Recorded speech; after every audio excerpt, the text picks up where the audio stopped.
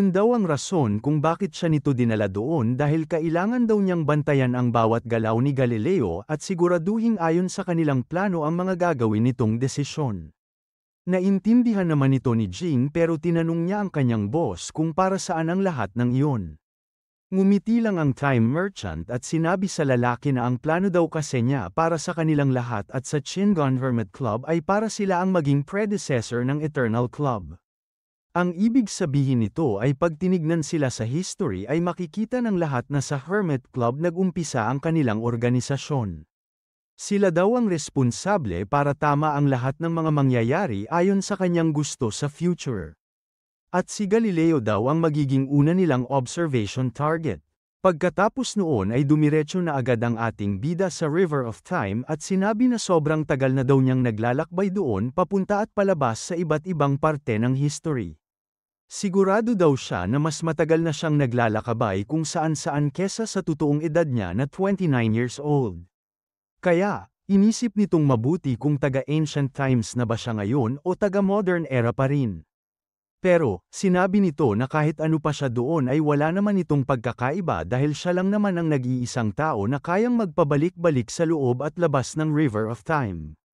Pagkatapos noon ay dumiretso na siya sa lugar kung saan niya pinatawag ang kanyang mga kasama at makikita natin na napatingin na ang lahat dito. Pagkalabas ni Lee sa kanyang portal ay masaya agad nitong binati ang lahat ng nandoon. Sinabi naman sa kanya ni Mr. Zug na ang sa tingin daw siguro ng kanilang boss ay kanina lang sila huling nagkita pero halos 10 taon na daw sa kanila iyon. Alam naman ito ng time merchant kaya hindi na nito sinagot ang matanda at inisip na lang na sakto ang dating niya dahil nandoon na silang lahat. Nung ayos na ang lahat ay sinabi na sa kanila ng ating bida na kaya daw sila nito pinapunta doon ay para sa isang napaka-importanteng bagay. Pinaliwanag nito sa tatlo na kailangan daw nilang bawasan ang kontak nila sa mga tao pero kailangan pa rin nilang pagandahin at panatiin ang timeline. Hindi naman muna nagsalita ang mga ito dahil hindi pa rin nila alam kung saan papunta ang sinasabi sa kanila ni Lee. Pinaalala naman sa kanila ng ating bida na ang isa sa mga main goal ng Eternal Club ay ang kumuha ng mga talentadong tao sa iba't ibang panahon. Sinabi na din nito sa kanila ang pinag-usapan nila ni Jing na ang kanilang Hermit Club daw ang magiging predecessor ng Eternal Club. Ang panahon kasi na yon ang critical point ng history dahil ang lahat ng mga mangyayari sa era na yun ay direktang makakaapekto sa future. Kaya, ipapaubaya na daw niya ito sa Hermit Club at ibibigay sa kanila ang misyon bilang mga Guardians of the Timeline. Dinagdag din nito na binigyan lang sila ng oras ng time merchant dahil kung susundin lang nila ang normal na takbo ng oras ay patay na dapat silang lahat. Kaya, pinaalala ulit nito sa kanila na maging spectator lamang at bawal silang makihalubilo masyado sa mga tao. At dahil daw meron na silang espesyal na misyon ay bibigyan daw sila ng time merchant ng konting awtoridad. Kailangan daw nilang bantayan at impluwensyahan ang gagawin ng mga tao ayon sa kanyang utos. Kailangan din daw nilang siguraduhin na tama ang kanilang pipiliing direksyon para sa ikabubuti ng kanilang future. Nagbigay ito ng isang halimbawa at sinabi na kung merong tao na direktang makakaapekto sa hinaharap na bigla na lang nagkaroon ng problema ay kailangan nilang gawin ang lahat para mabalik ito sa tamang landas. Kung meron naman daw talagang malubhang nangyari ay pwede naman nila itong gawa ng paraan at palitan na lang ang taong yun para lamang hindi magulo ang direksyon ng future. Bago umalis ay sinabi sa kanila ng ating bida na ang una nilang misyon ay tignan at bantayan si Galileo at tulungan siya para matuloy ang kanyang pagiging father of modern science. Hindi daw kasi normal ang kanyang ginawa dahil sinabi nito sa kanya kung ano ang mga mangyayari sa kanyang buhay. Gusto daw kasi nitong malaman kung ano ang gagawin ng isang genius kapag nalaman nito ang kanyang mga achievements at ang malungkot nitong katapusan. Para makasigurado sila ay tinanong ng isa doon kung ano ang kanilang unang gagawin. Wala naman daw sila masyadong kailangang gawin dahil binabantayan naman ni Jing nang malapitan si Galileo kaya siguraduhin na lang daw nila na hindi masyadong malala ang parusang gagawin sa kanya ng Vatican. Mabilis nang lumipas ang mga taon at makikita natin na 1610 na ang petsa. Habang nakatingin sa kanyang gawa ay sinabi nito na tama nga ang nakasulat sa letrang binigay sa kanya ni Lee na hindi talaga patag ang ibabaw ng buwan. Patuloy lang ito sa pagbasa ng mga nakasulat doon kaya inisip niya na sino kaya talaga ang Mr. Lee na kanyang nakilala. Binaba na nito kanyang papel at sinabi na lahat daw kasi ng sinulat nito tungkol sa kanya ay totoo at tama. Sumanggi naman sa isip nito na baka nakapunta na sa buwan ang ating bida kaya niya ito alam at nakita na ang tanawin na ang mga gods lamang ang nakakakita. Kaya, sinabi niya sa kanyang sarili na pag nabigyan siya ng pagkakataong makita iyon ng personal ay hindi niya ito palalampasin. Kahit daw tama ang lahat ng nakasulat sa binigay nitong papel sa kanya ay hindi nito isusuko ang kanyang pag-aaral kahit na mabulag pa siya at tuluyan ng mamatay. Sisiguraduhin daw niya na malalaman ng buong mundo ang lahat ng matutuklasan niya sa larangan ng siyensya. Lumipas na ang napakaraming taon at makikita natin na wala itong ginawa sa buhay kundi ang abutin ang kanyang gusto at sundan ang kanyang tadhana. Inaral nito ang lahat ng sekreto ng mundo gaya ng mechanics, astronomy, at astrology. At sa panahong iyon ay nilagay na niya ang lahat ng telescopic astronomical observations niya sa isang libro at pinangalanan itong Sidereus Nuncius. Sa petsang March 13 ng 1610 ay napublish na ang librong niyang iyon kaya sumikat agad ito sa kanilang lugar at nagbigay ito ng malaking karangalan kay Galileo. Pero, meron pa rin mga tao doon na hindi gusto ang ginagawa niya. Sa ibang parte ng kanilang lugar ay makikita ang dalawang lalaki na nag-uusap dahil hindi pa rin sila makapaniwala na umiikot daw ang kanilang mundo sa araw. Kaya, kailangan daw nitong bumili ng isang telescope para mapatunayan nito ang mga nakasulat sa librong nabasa niya. Narinig naman ito ng lalaki sa likod kaya inisip agad niya na kailangan niya itong sabihin sa mga nakakataas sa kanya. Hindi na daw nila pwedeng hayaan na lang ang Galileo na iyon na magkalat pa ng mga kasinungalingan. Kaya, makalipas lamang ang ilang oras ay pumunta agad ang mga ito sa opisina ni Galileo para kausapin ito. Sinabi ng isa sa harap ng matanda na ito na ang kanyang huling warning dahil pag tinuloy pa daw niya ang pagkalat ng maling impormasyon ay hindi na siya maliligtas ng kanyang titulong Chief Mathematician of the Court of Venice. Hindi naman na nakipagtalo pa sa kanila si Galileo at sinabi na lang na naiintindihan niya ito. Pero, bago umalis ang mga ito ay tinanong muna niya kung ayaw ba nila itong tignan sa telescope para makita nila ito gamit ang sarili nilang mga mata. Makikita naman ang inis sa mukha ng mga pare pero hindi na nila pinahaba pa ang usapan. Kaya, umalis na lang sila doon dahil natatakot din ang mga ito na baka totoo nga ang mga sinasabi sa kanila ng matanda. Kaya galit ang mga ito sa ginagawa ni Galileo ay dahil salungat ang mga sinasabi nito sa turo ng simbahan at dahil hindi pa nila alam kung ano ang nasa langit ay sinasabi nila na nagsisinungaling lamang ang matandang iyon. Pagkalabas naman ng mga taga-Vatican ay tinawag agad ni Galileo ang isa sa kanyang mga estudyante at sinabi na kunin na niya ang malaking telescope. Hindi naman nito alam kung susundin niya ang kanyang teacher dahil narinig nito ang lahat ng naging usapan nila kanina.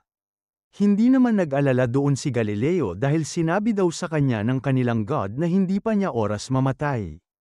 Kaya, kesa pansinin ang mga pananakot ng simbahan sa kanya ay itutuloy na lang daw nito ang kanyang mga nasimulan. Nung narinig ng mga bata ang sinabi nito ay nilapitan agad siya ng kanyang mga estudyante at tinanong kung totoo ba na nakakausap nito ang God. Sa mga susunod na dekada ay lumayo na muna si Galileo sa mga kontrobersya para matapos ang kanyang libro tungkol sa heliocentrism. At sa February 21, Nanogram 1632, na-publish na rin sa wakas ang libro niya na merong titulo na Dialogue Concerning the Two Chief World System. Pero, dahil doon ay nagkaroon na talaga ng rason ng simbahan para kalabanin si Galileo. Doon na magsisimula ang nabasa niya sa kanyang buhay na mangyayari sa kanyang masama nang dahil sa Vatican at ang unti-unti niyang pagbagsak. Pero, hindi pa rin ito masyadong nangamba doon kaya inisip niya na bago siya parusahan ay pwede pa niyang ituloy ang iba pa niyang mga pag-aaral. Nagbaka sakali ito na baka mabasa daw yun ng Vatican at mag-iba ang pagtingin ng mga ito sa kanya at sa kanilang mundo. Pagkatapos noon ay makikita natin na lumipat naman na ang ating storya sa loob ng Vatican City. Binagsak ng malakas ng isang pare ang libro ni Galileo sa lamesa at sinigaw sa lahat na ito ay blasphemy o paninira. Ang nararapat daw gawin sa matandang yun ay sunugin ng buhay dahil kinokontra nito ang mga turo ng kanilang Pope. Pinakalma naman ito ng kanyang kasama at sinabi na hindi nila pwedeng gawin yun dahil mag-iiba daw ang tingin sa kanila ng mga tao. Dahil sa matinding galit ay hindi ito pinakinggan ng lalaki at sinabi na wala siyang pakialam basta maparusahan daw ang Galileo na yun. Sumang-ayon naman sa kanya ang kanilang boss doon at sinabi na pag wala silang ginawa laban sa matandang iyon ay mawawalan sa kanila ng tiwala ang ibang mga taga-simbahan. Ang lalaking ito pala ay ang inquisitor na si Vincenzo Maculani at sasabihin na sana nito sa kanilang lahat na para maiwasan nila yon ay papatawan niya ng death penalty si Galileo. Pero, bago pa niya ito masabi sa kanyang mga kasama ay bigla na lang siyang nawala sa kanilang kwarto at napunta sa gitna na River of Time. Hindi nito alam kung ano ang nangyayari kaya tumayo ito sa kanyang upuan at tinignan kung saan napunta ang kanyang mga kasama. Napalingon naman ito sa kanyang likod nung narinig nito na nagsalita ang ating bida. Nagpasalamat si Lee kay Mr. Zug dahil pinaalala niya dito ang kailangan nilang gawin at nadala niya doon ang Inquisitor bago pa nito ipapatay si Galileo. Hindi naman kilala ni Vincenzo kung sino ang dalawang yun kaya habang nakatingin sa dalawang lumulutang na tao ay tinawag niya itong mga demonyo. Habang natatakot si Vincenzo dahil sa kanila ay tumawa lang doon ang ating bida at sinabi na isa lamang siyang time merchant na kayang kontrolin ang oras at maglakbay sa River of Time. Ilang libong taon na daw siyang nagbabantay sa timeline para masigurado ang maayos nitong takbo at walang mangyaring hindi maganda. Kaya daw niya dinala doon ang Inquisitor ay dahil sa tangka nitong pagsira sa timeline at pagtangka niyang pagpatay kay Galileo. Hindi naman natuwa ang ating bida kay Vincenzo dahil sinabi nito na wala itong pakialam kung sino siya dahil isa daw siyang anak ng Diyos at nasa Vatican daw sila kaya panatag ang loob nito na walang mangyayari sa kanyang masama. Hindi naman na sumagot sa kanya ang ating bida dahil ginamit na lang nito sa Inquisitor ang kanyang kapangyarihan at makikita natin na unti-unti nang nawawala sa kanya ang kanyang oras. Pagkatapos noon ay bigla na lang lumiwanag ng malakas sa lugar kung saan sila nag-uusap-usap kanina. Lumabas doon ang Inquisitor kaya nahulog ito sa lapag ng una mukha. Pagkatayo nito ay ang una niyang napansin ay ang kanyang itsura. Bigla daw siyang tumanda ng sobra at inisip na ito daw siguro ang kapangyarihan ng demonyo at sinumpa siguro siya nito dahil sa kanyang ginagawa. Napalingon nito sa kanyang likod dahil narinig niya ang ating bida na sinabing meron pa siyang ilang dekada ng oras na natitira. Pero, pwede naman din niya itong kunin na lang lahat para mawala na ito at kumuha na lang ng kanyang kapalit. Pwede din naman daw siya nitong bigyan pa ng dagdag na oras para ituloy lang nito ang kanyang buhay at enjoyin ang kapangyarihan niya bilang isang Inquisitor.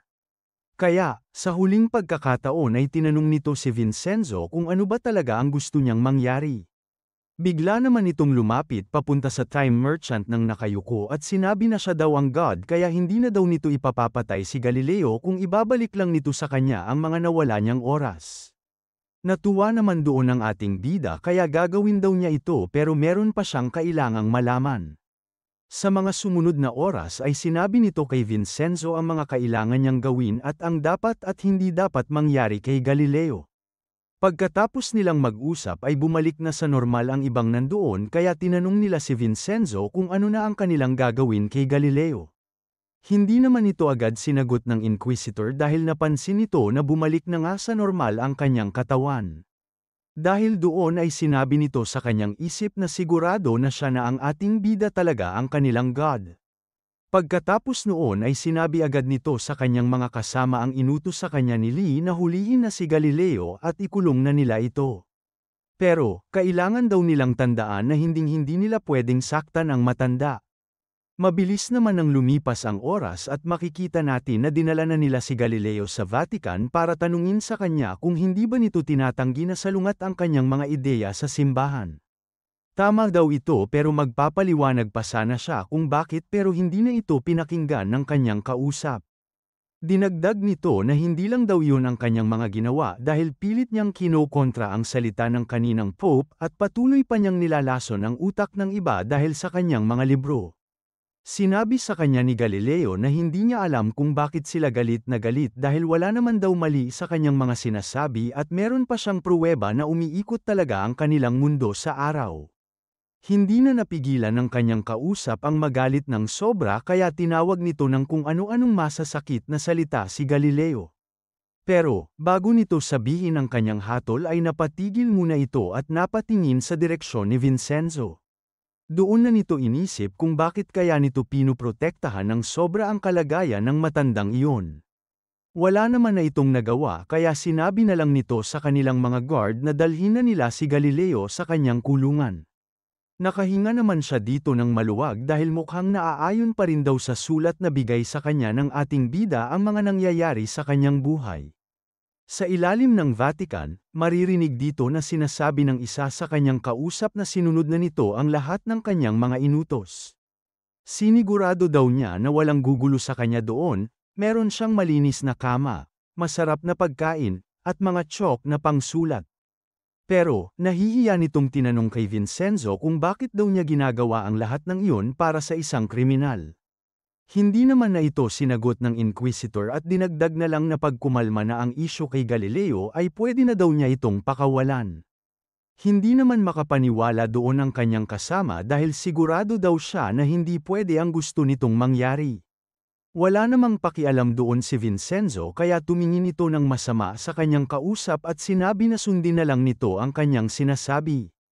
Bago ito tuluyang umalis, kailangan daw nilang sabihin sa publiko na sumuko na talaga sa kanila si Galileo para unti-unti na nila itong makalimutan.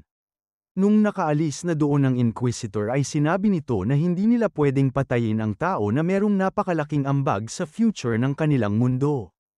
Inisip nito na dahil sa kanyang mga ginagawa ay hindi na daw siguro siya ulit parurusahan ng kanyang god na si Lee. Nanunood naman sa kanila ng mabuti ang ating bida kaya sinabi nito na mukhang malapit nang matapos ang mga problema ni Galileo. Ang kailangan na lang niyang hintayin ay kung ano ang gagawin ng Great Galileo Galilei sa kanyang buhay habang papalapit na ng papalapit ang kanyang katapusan. Makalipas ang maraming taon ay makikita natin na nakalaya na si Galileo at sinasabi na sa kanya ng kanyang estudyante na kailangan din niyang magpahinga. Sinabi naman nito sa kanyang kausap na magpapahinga na siya pag natapos na niya ang kanyang ginagawa. Tiwala kasi ito na ligtas pa rin siya dahil ayon sa kanyang God ay sa January 8 pa siya tuluyang mamamatay. Hindi naman makapaniwala ang matanda dahil sinabi sa kanya ng estudyante na iyon daw ang petsa ngayon. Bigla naman itong napatakbo papunta sa kanyang kwarto dahil madami pa daw siyang kailangang tapusin. Sasabihin sana nito sa lalaki na tulungan siya nitong ilabas ang lahat ng kanyang research pero nagtaka ito nung hindi siya nito sinagot. Nung tinignan niya kung ano ang nangyayari ay sinabi nito na nakita na daw niya ito dati dahil hindi gumagalaw ang kanyang estudyante na para bang tumigil ang kanyang oras.